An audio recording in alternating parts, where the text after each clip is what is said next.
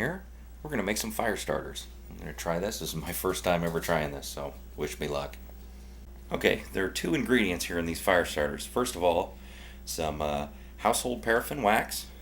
See that here? And then the other ingredient is some dryer lint. And boy, I've got a pile of dryer lint. What I've been doing here is I took one of the old coffee cans, worked great for storage, set it down next to the dryer, and made sure we would collect all the dryer lint. It's a good way to get a whole bunch of it.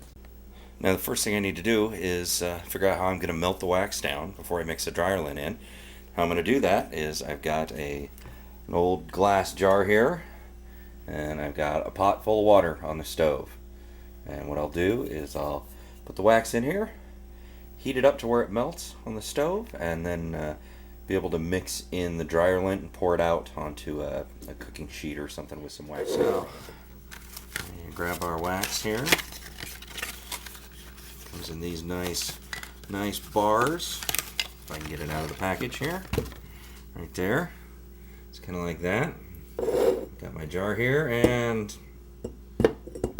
all right, got a problem here. Nothing I can't deal with though. All right, so I've got my wax here and a sharp knife.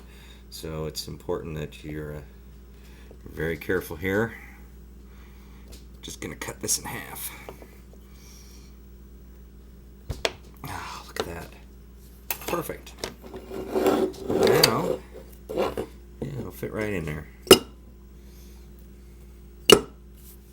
So here we are. We've got this this jar with two of those bars, each cut in half. And I'm going to set it in here. Now I have not turned the stovetop on yet. I'm going to go ahead and turn it on now, and according to BarnardMan, I should not put it on high. So we're going to try probably about medium. Okay, so while the wax is melting, I'm going to get my tray set up. And using some wax paper, I put my wax in. That's kind of ironic. Well, the wax is starting to melt, so I'm going to go ahead, throw another piece in there, and I'm going to get my other pieces ready to put those in when that starts to melt down a little more. Alright, let's see how it's going here. I got my fancy dancy pretty oven mitt on.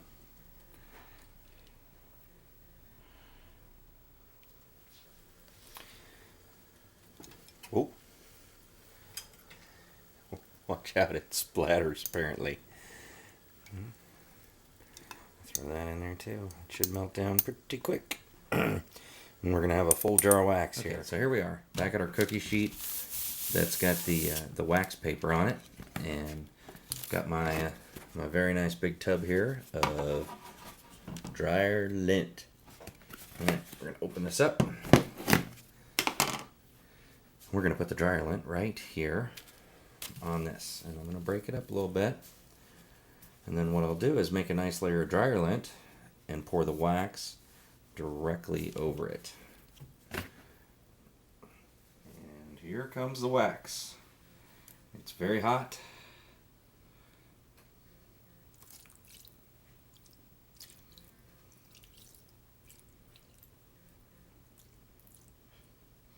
Try to get an even coat here.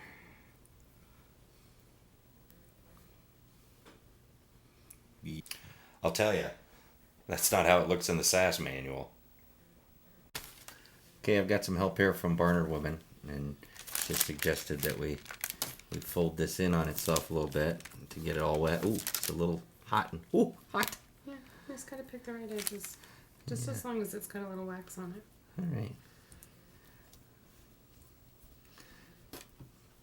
I think when we're done with this, if we apply some electricity, it might turn into a cat.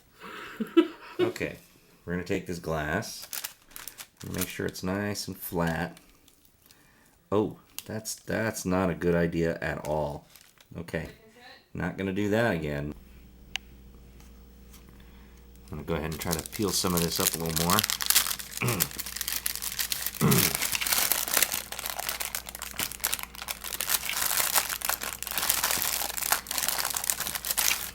Get it peeled up here. Fold it over onto itself on the edges here. can kind of mush it between all of it and get a nice solid amount in there.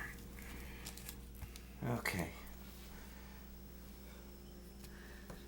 I flip this over, and now I'm going to use one of my little Lexan bottles here to flatten out a little bit.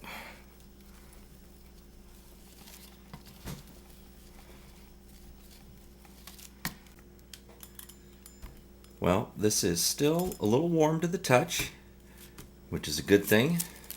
So I'm going to go ahead and try to cut it. And I've got a special tool here that should work perfectly. And that is the pizza cutter. Let's go ahead and give it a shot here.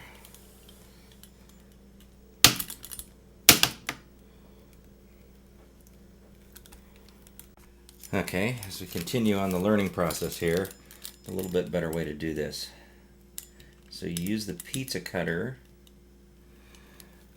to make your initial score.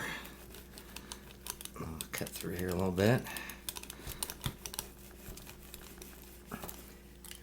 Alright, once you've got it scored, you take a knife and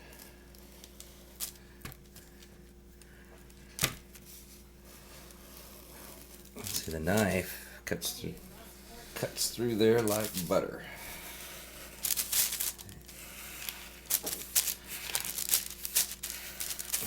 All the way through, you've got a pretty nice piece, and then I'll cut this into smaller sections that I can throw in my pack and take with me.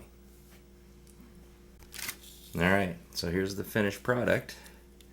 Little cube here, it's about an inch by half inch. Okay, so I've got a little glass candle holder I'm going to use here. I've got my fire starter, and I've got my my little fire steel here. Now, the trick to using any type of fire starter like this is you've got to open it up, pull it apart a little bit so you can expose some of the lint, because that is what's going to catch on fire here. So I'm going to set that right there and give it a little spark.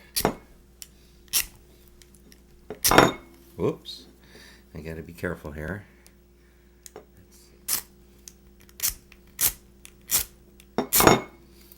And there we go. That is fire on a homemade fire starter. Alright, so it's going here and I need to blow it out. BarnardMan's getting a little nervous.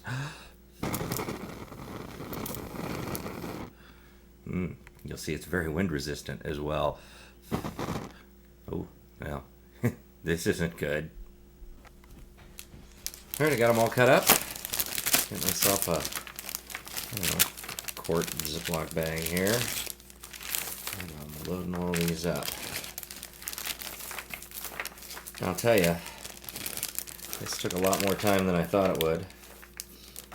And the total cost of this is really only a few bucks.